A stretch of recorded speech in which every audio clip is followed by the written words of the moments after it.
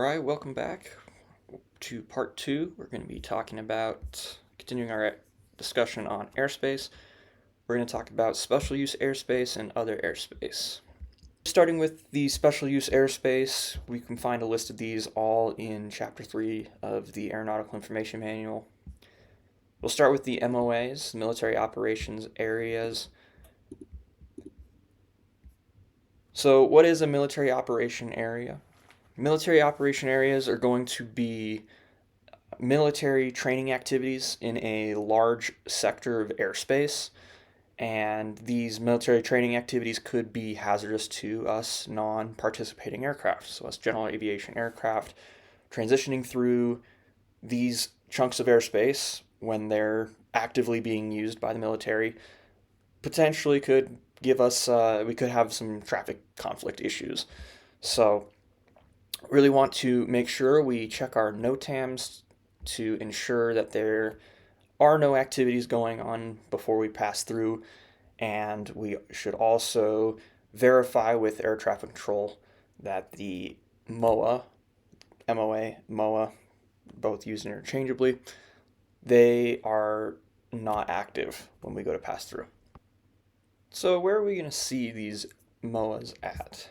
Well, I've pulled up the Dallas-Fort Worth sectional chart on SkyVector, and you can see there's lots of Class Echo airspace all around, but you can also see we have these large magenta chunks of airspace cut out all throughout the map.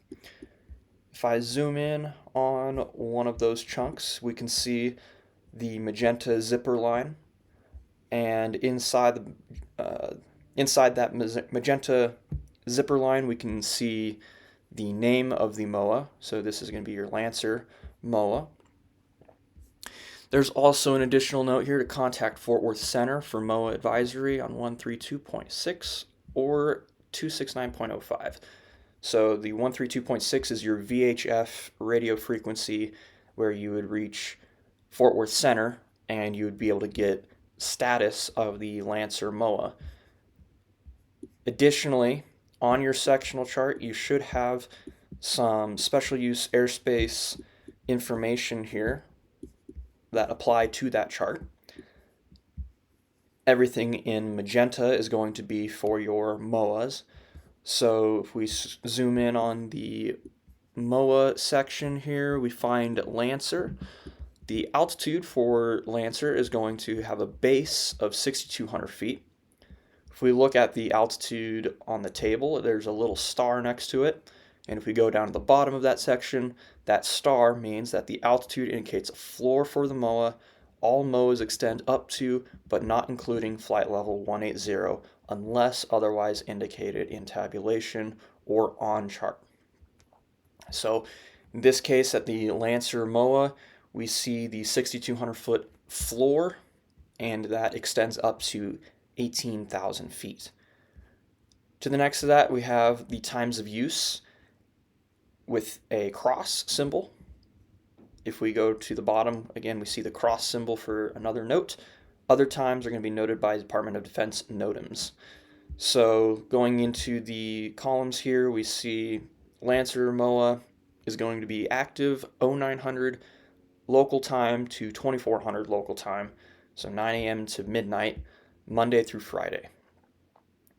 So here they give us the same information that was already on the chart with the Fort Worth Center and the 132.6 frequency. In addition to that, though, they also give us another frequency option, so 133.7. So as far as operating rules are concerned with the MOA, we need to, as VFR pilots, need to check our NOTAMs, of course, and if the MOA is hot, technically speaking, we can still go through it. I would not recommend doing that because it does pose a risk of interfering with the military's training activities. They are maneuvering at high speeds, using all sorts of altitudes, in formations. We really don't have any business interfering with them in their operations. So if there is a hot MOA, I would advise not to enter. Air traffic control would also advise that you do not enter. Legally speaking, though, there's nothing saying that we cannot enter. It's not like it's restricted airspace. To give you a little bit more perspective on this, IFR flights, they have to get cleared through a MOA or they're going to get rerouted by air traffic control around an active MOA. If the MOA is cold, we can transition through the area freely. There's no operations going on, so we can just continue on. As far as equipment's concerned, there really is no legal equipment per se, but if you're going to check the status of the MOA in flight by contacting those frequencies, then you would technically need to have that two-way radio communication. So that is your military operation areas. Our next airspace we're going to talk about is going to be controlled firing areas.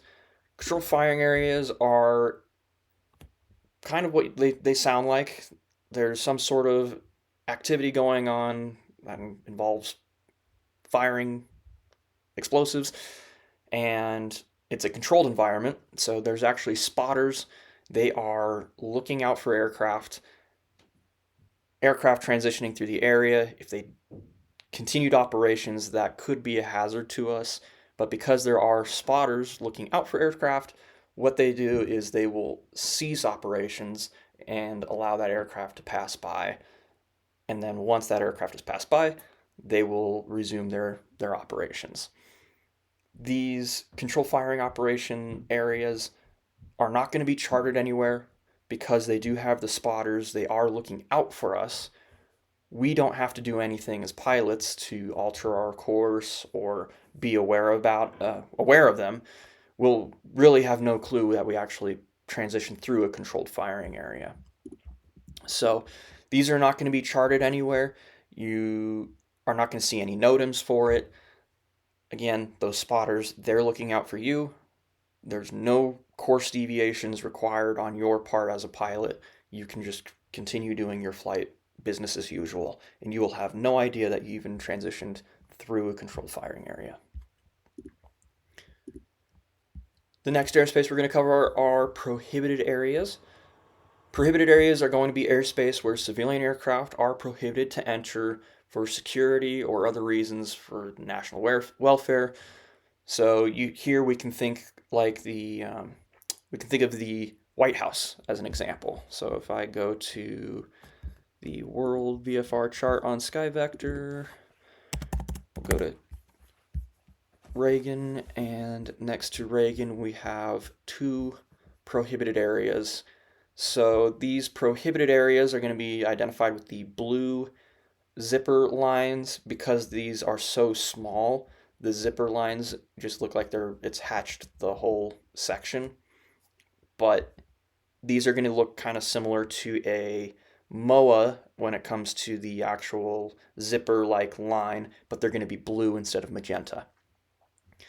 Additionally, we can see that it's a prohibited area based on the P-56, and then inside the two prohibited areas here we can see there's Alpha and there's Bravo. So this is P-56 Alpha, and just next to it is P-56 Bravo. So these are two prohibited areas that pretty much under no circumstances can you fly through these. The one exception that you might be able to get away with is if you had an emergency. But if you do have to go through a prohibited area, you better have a good reason to do so for your emergency. So I'm looking at the Washington sectional chart here. We can see the prohibited areas indicated with P-56 Alpha and Bravo. Altitudes, they're prohibited from the surface to 18,000 feet. Time is continuous. Controlling agency, if we look at the no A/G in the key up above, there's no air-to-ground communications, so we pretty much are never going to be able to fly through the Washington, D.C. prohibited areas. The R- numbers, so in this case R-4001 Alpha, these are going to be your restricted areas, which we will get to in just a second. But I do want to bring your attention to the very top of the sectional or the special use airspace section of your charts. This has some additional key information, making notes that your time is in local time. Altitudes are going to be in MSL and in feet. So definitely be familiar with the keys on your chart. If you're on ForeFlight and you just go to the VFR chart legend or the TAC chart legend, I don't believe those specifically mention anything about special use airspace. If you are on ForeFlight, you have to essentially like hold your finger on the airspace, like on the map page, press and hold your finger on the airspace, and then it'll open up a menu and it'll give you ForeFlight's version of this information. You could also set up the feature where you touch the map and it brings that chart to the front. So rather than having everything stitched together, when you tap the chart, it'll bring that sectional chart to the front, and then you can read the key that is associated with that specific chart. So it's pretty much just like looking at a sky vector chart just like this, or a true sectional chart.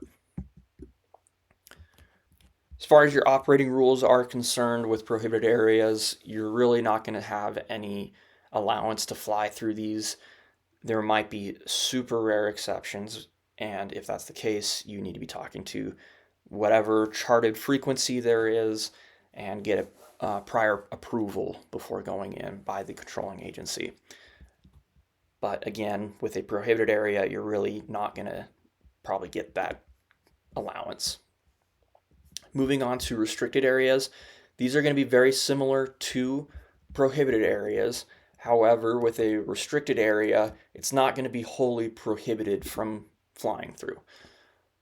They are subject to restrictions, so you can't always fly through, but there's going to be hours of operation that those restricted areas are in use. Sometimes they're continuous, most of the time they're not. Most of the time they have a certain time frame, or they're only active by NOTAM.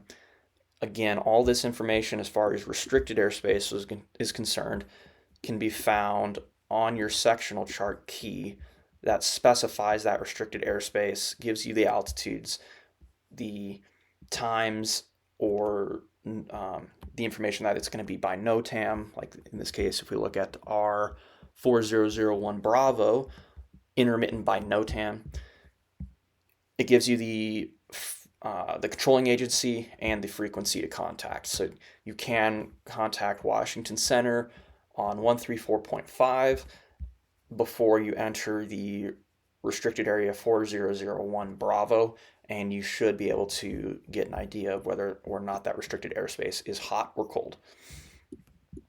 More than likely, if the airspace is hot, you probably won't be able to get through, but it doesn't always hurt to ask. Sometimes you can pass through hot restricted airspace, but you just need to receive that ATC clearance. When the restricted airspace is cold, you can just fly through it. As far as where you'll see these on a map, visually, the restricted areas look like a prohibited area in that they have the blue zipper, but if we look inside, we see the R dash, and then the string of numbers identifying the restricted airspace. So prohibited and restricted, they have the same exact line markings. It's the blue zipper line, but the defining difference between the restricted and prohibited on the map is going to be the R dash and then the string of numbers, or the P dash string of numbers. Operating rules, again, you can fly through it if it's cold. If it is a hot restricted area, then you have to get clearance from air traffic control, and you contact that frequency that was on, that's published in your chart. IFR flights can only enter with ATC coordination. As far as required equipment goes, the only thing that you need is two-way radio communication if you are going to get that clearance to fly through a hot restricted area. The next special use airspace we're going to talk about are alert areas. Alert areas are going to have the same, well, before we get to talking about what they look like, what is an alert area? Alert areas are informing non-participating aircraft of unusual or high pilot training activity. Doesn't have to necessarily be pilot training activity, it's what it usually is, but there could be some sort of unusual activity going on that people that are not from the local area might be unaware of. So the FAA publishes a section of airspace that tells you be on alert. There's activities here that could be a threat to you. Looking at an example in the Colorado Springs area, we have the Air Force Academy, and they do a bunch of glider flying. So the FAA put an alert area over the Air Force Academy airport and around the academy campus. We can see that there's an alert area note next to it. So it says alert area A-260, and it has the magenta zipper line. So it's got the same line markings as a MOA, but rather than saying whatever name MOA, it's going to have alert area A dash whatever. So in this case, A-260. If I go to the sectional charts here and go to Colorado Springs and I zoom in here, we can see in addition to that, there is a note that says pilots are requested to avoid flight in the vicinity of the United States Air Force Academy due to intensive student pilot training and parachute jumping surface to 17,000 feet MSL. See supplement for hours of operation. Suggest flight east of I-25 at or above 9,000 feet MSL. For advisory information, contact Academy Tower on 124.15 megahertz. So, you are requested. So this is, again, we're talking about requested terminology. In aviation, request does not mean you have to avoid it. Request means just that you're requested to avoid it. So we should still try to do our best, be accommodating to especially those training needs over at the academy and all the gliding operations, the parachute jumping that they do. Just stay clear and avoid unnecessary risks is really all that is. As far as operating rules in an alert area is concerned, there really aren't any. Anyone can fly through it. Just remember, you are responsible for maintaining traffic separation. If it's traffic, maintaining separation between all other hazards that alert area is presenting itself. The next bit of airspace we're going to talk about as it relates to special use airspace is going to be warning areas. Warning areas are going to be areas of hazardous activity to non-participating aircraft, usually off of the coast. They're going to be pretty similar to a MOA, but they're only going to be found over the coast of the United States.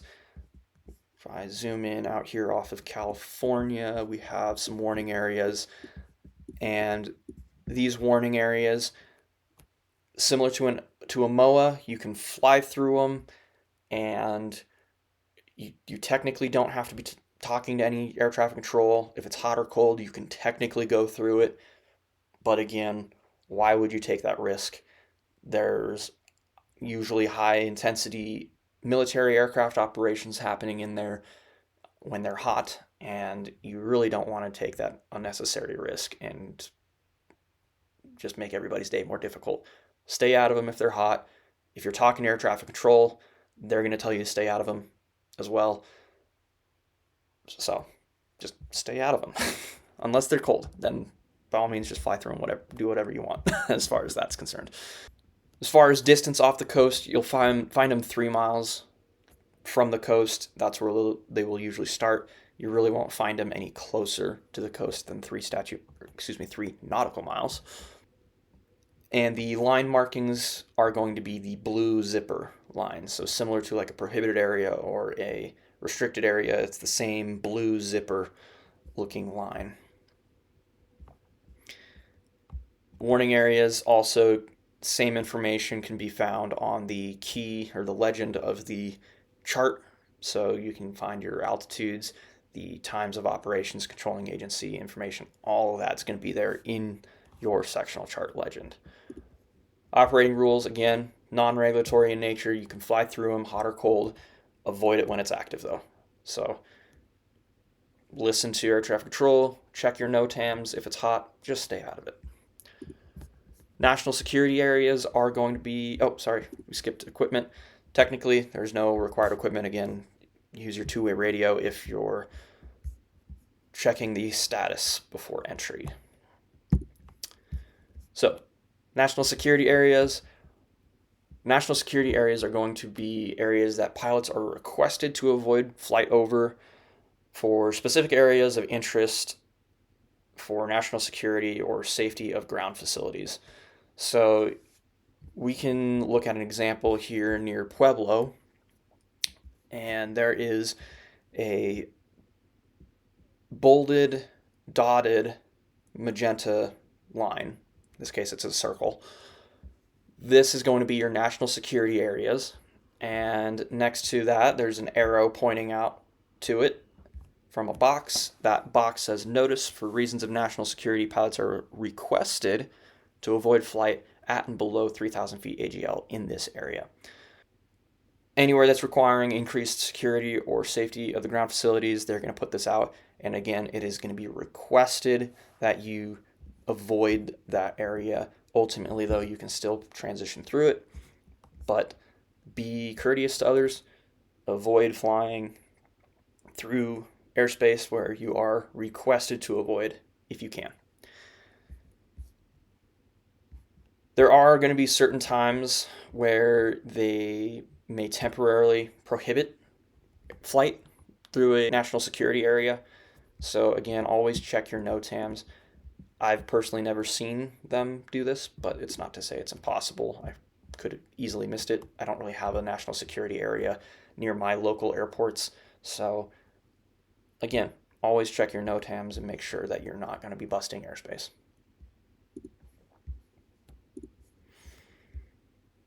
So that's your special use airspace. The next section we're going to talk about here is other airspace areas.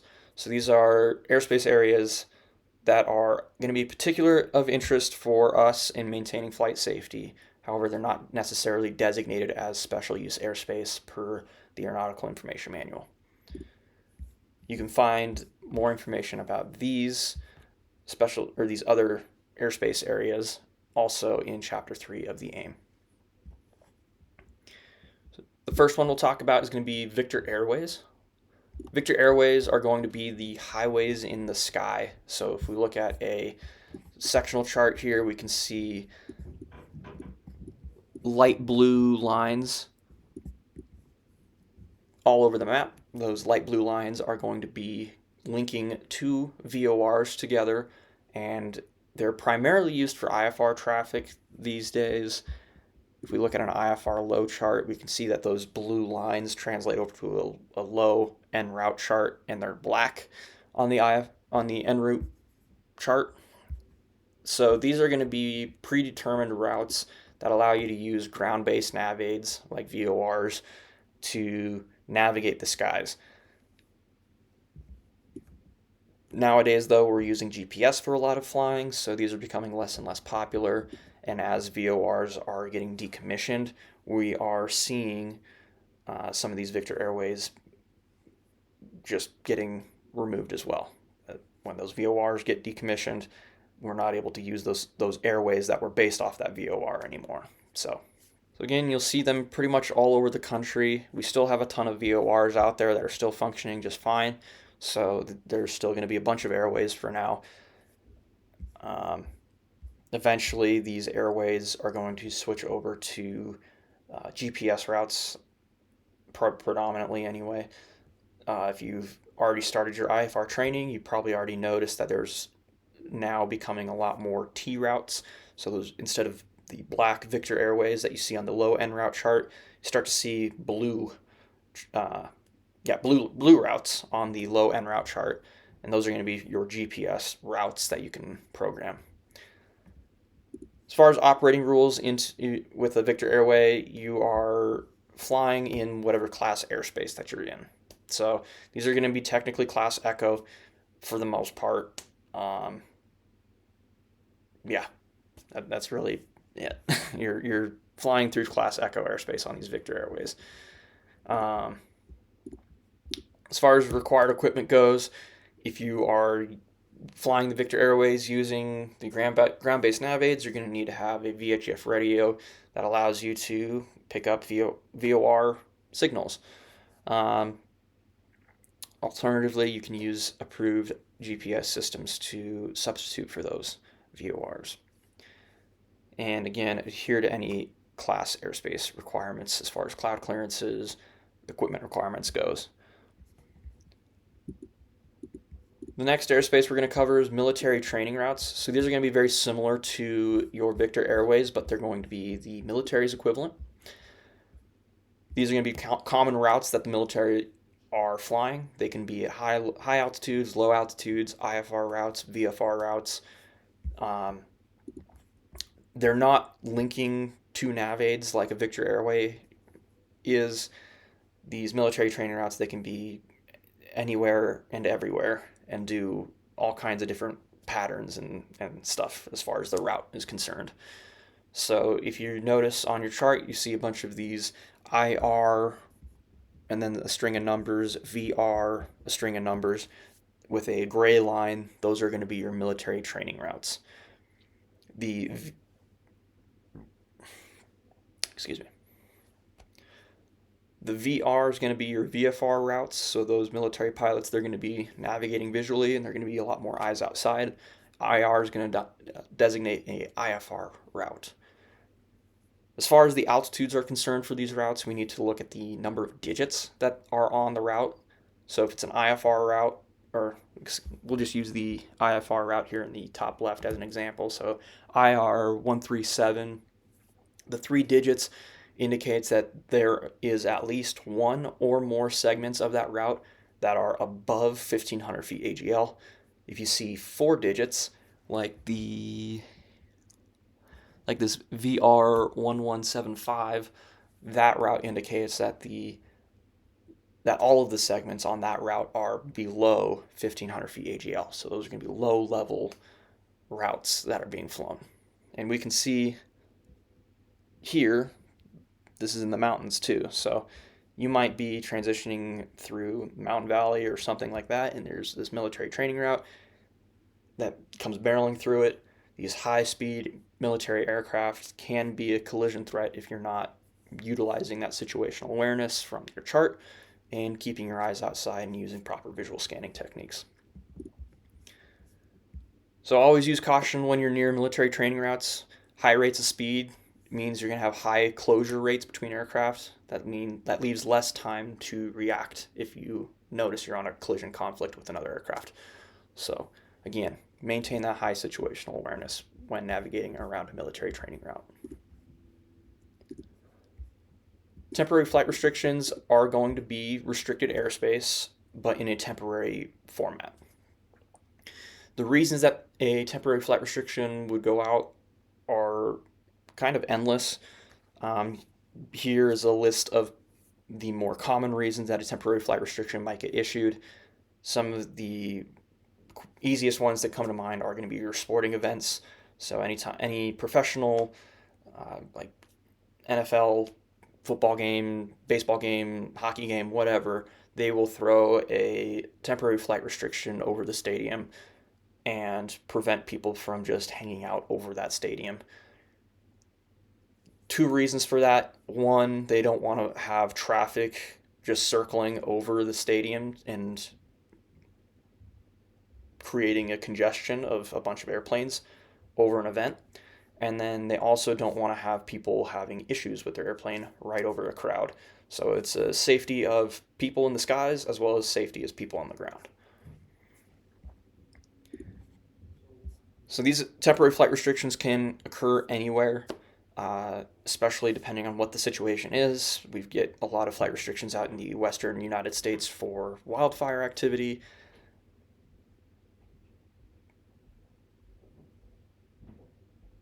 Because they are temporary in nature, you will not see temporary flight restrictions graphically depicted on a sectional chart or a TAC chart. You have to check your NOTAMs. Thankfully, there are systems out there that are allowing to depict these NOTAMs graphically now. So instead of having to purely rely on textual NOTAMs, We can also now get a visual depiction of these through things like SkyVector or ForeFlight. But ultimately, you're going to want to be familiar with all NOTAMs along your route to make sure you're not transitioning through a temporary flight restriction.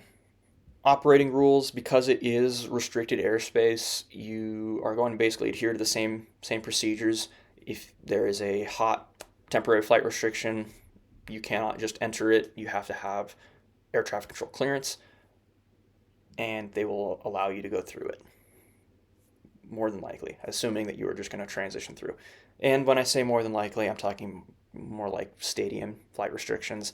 If you just need to transition through for some reason, like I know there's a lot of stadiums that are right next to major airports, and the airlines go through those flight restrictions all the time. Again, depending on what that temporary flight restriction is for, you may or may not get clearance through it.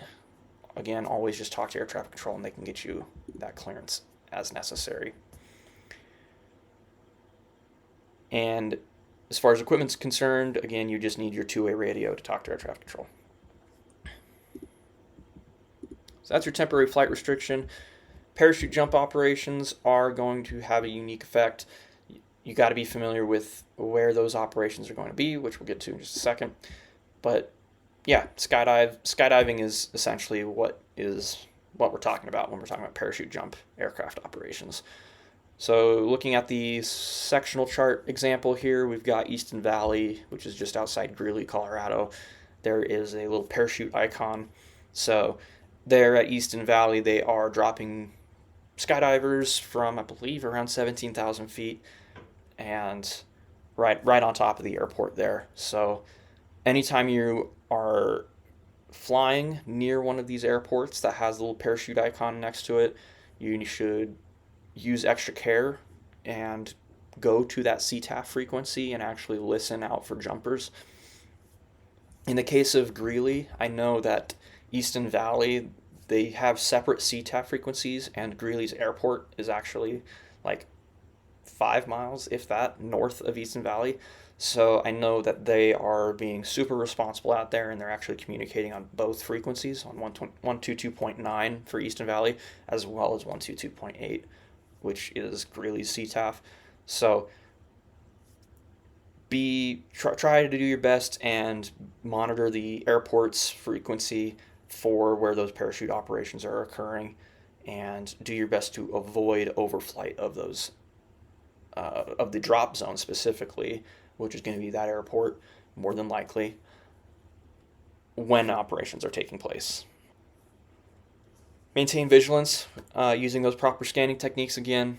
You can still see canopies opening up. You can see the airplane, so keep a close eye out for those parachute operations and make sure you just keep your distance from them. So that is your parachute jump operations. We have published VFR routes. These routes are more designed for transitioning in or around Class Bravo airspace. So there's 3 different types of VFR routes. We have a VFR flyaway, which is designed to keep you outside of the Bravo and navigate safely around the Bravo.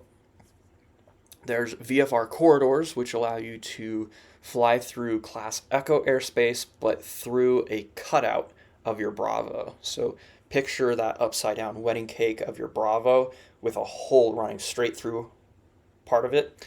And that is Class Echo airspace running through a Bravo cake, if you will. And the last route is going to be a VFR transition route, and these are going to be published on your TAC charts specifically. They are for transitioning inside the Bravo, but they're basically predetermined courses that you can fly and transition through the Bravo airspace safely. Again, you are flying inside the Bravo when you are flying a VFR transition route. So I'm editing the video here, and I wanted to cover VFR corridors. I have a example of LA's special flight rules. as a VFR corridor.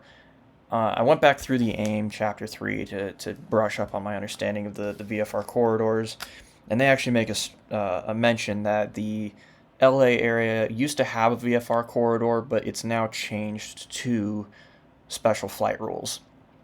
So, to my understanding now, there is really no special, or there's no VFR corridors anymore, but there are a couple special flight rules areas that essentially are doing the same thing as a VFR corridor.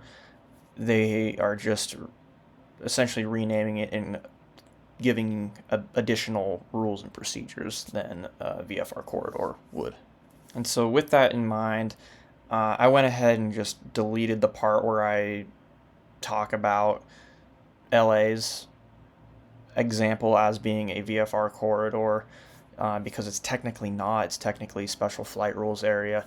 So I just wanted to make that clear, since as you go through that document, or as I'm going through that document in the video, you do see the example of LA special flight rules come up as a image. And so, yeah, just wanted to make sure that was clear, that that is special flight rules area, technically no longer a VFR corridor. So let's look at some examples here of each. Looking at LA's flyway charts, we can see these light blue arrows with altitudes posted on them. And we'll notice that a lot of these altitudes, in fact, all of these altitudes are going to be lower than the Class Bravo shelves that lie above them. These blue courses are arrows, so remember that. When they are showing directionality for your flight. It is important that you actually adhere to those altitudes for the direction of flight, because remember, your cruising altitude rules don't really apply until once you get above 3,000 feet AGL, but these flyway procedures are going to be great at keeping you that 1,000 feet of separation for traffic traveling in opposite directions. Even though you might be in that 3,000 foot range, you should still adhere to the procedures in the VFR flyways. The other option for navigating the area is going to be through VFR transition routes. Again, your VFR transition route is inside the Bravo airspace, but these are going to be pre-planned routes that are, again, published in the TAC chart. So if we take a look at the example here for LA, we have the Coliseum route, the Mini route, the Coastal route, and I think there's another one out there, but it's not depicted on this photo. But these magenta arrows are laying out the route that you are expected to fly. And what this allows is, once you get cleared into the Bravo, you made your request for which route you want to fly, they can let you into the Bravo and just fly that route as it's prescribed in the chart, and you don't really have to make continuous reports to air traffic control. Because you're still in the Bravo, you have to adhere to all the operating requirements of the Class Bravo and any additional air traffic control instructions. So there is your operating rules. If you're outside the Bravo, then adhere to when we're talking about outside the Bravo, referring to the flyway charts or the corridors. Just in general, regardless of what route you're flying, adhere to the airspace that you're flying in. So if you're in Class Echo airspace, you're adhering to the operational rules of Class E airspace. If you're in Bravo airspace, you're adhering to the rules of Class Bravo airspace. And that goes for cloud clearances, equipment requirements, pilot certifications, all that.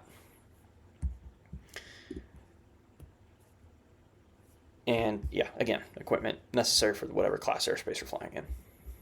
So those are your VFR routes, your published VFR routes. This next airspace here is going to be your Terminal Radar Service Area, or TRSA.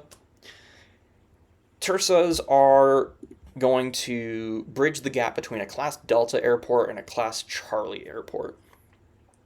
So recall from the previous lesson, a Class Delta airport is going to be a towered airport. primarily servicing general aviation traffic. And a Class Charlie airport is going to have an approach departure frequency, and its job is to service not only general aviation but also usually some smaller commercial operations. Some 121 operations usually fly into Class Charlie airports. Well, you can still have a really busy Class Delta airport, but not have that Delta airport in a terminal area. And so, what I mean by that is you have a really busy Delta that doesn't have that approach and departure control. What a TERSA does, allows approach and departure controlling around the local area, around that Class Delta airport. It is voluntary in nature, so you don't have to necessarily contact the approach and departure controller when you're flying near a TERSA. The very minimum, you have to talk to the tower frequency, just like a normal Delta. But again, these Deltas are really busy. So if I pull up the WARE here, we got a photo of Kalamazoo. In Kalamazoo, I believe they got one of the universities out there for aviation specifically. So there's a lot of flight training going on in that area. And so if you're going to be navigating in the TERSA, which is that gray box with the black altitudes indicated like a Class Bravo or Charlie, so it's got the fraction altitude upside down wedding cake design, you'd be crazy not to just talk to air traffic control and get those traffic advisories and get that additional situational awareness and traffic separation. But again, it's advisory in nature. You do not have to participate, but it does help a lot, so I would encourage you to do so. As far as required equipment goes, you just need a two-way radio if you are choosing to participate. And then because this is not class airspace, you only have to adhere to the class airspace that you're flying in. So Class Delta or Class Echo, whatever your cloud clearances are for those two different airspaces, that's what you have to comply with. There's no specific cloud clearance for a TERSA.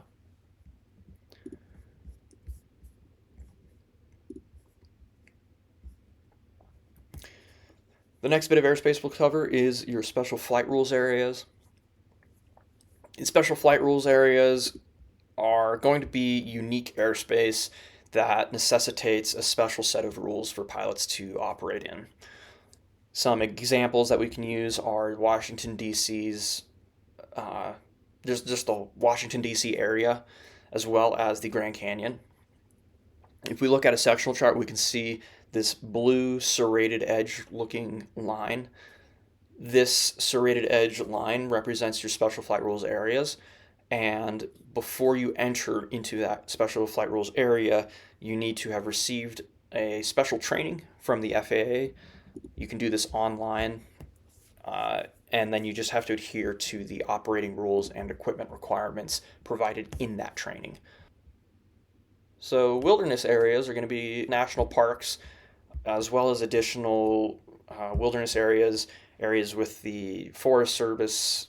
They're going to be just natural areas that the Forest Service basically wants you to avoid flying close to. In this example here, we've got Rocky Mountain National Park. There is this blue solid line with a dotted line running along together. It is requested that you avoid flight 2,000 feet AGL and below. Again, we're using the requested terminology here, so technically speaking, you can get lower, but again, just don't cause problems. Don't make other people angry. It's not worth it. Plus, in the cases of a lot of these national parks, you're in mountainous terrain, so flying low also has its own safety risks. Avoid flying below 2,000 feet in these areas. You'll also notice that there are a lot of them usually. So in this case, there's actually two butting up against each other. So we have Rocky Mountain National Park, but if we look down here to the, this is probably Grand Lake if I had to guess, there is another wilderness area that just butts up against it.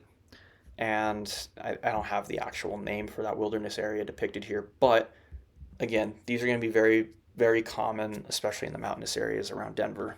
So just, again, do not make people angry. Don't fly less than 2,000 feet AGL, and don't take unnecessary risks. That is your airspaces. If you have any questions, let me know in the comments below. If you found this video to be helpful, please give it a like, give it a comment, subscribe, help support the channel, and get the algorithm going so that other people can see this video. If you think of anybody that you think would benefit from watching this video, please share it with them. It do me a lot of help in growing the channel and helping other people, reaching more people. So, yeah, that is all of the airspace. We'll see you on the next one.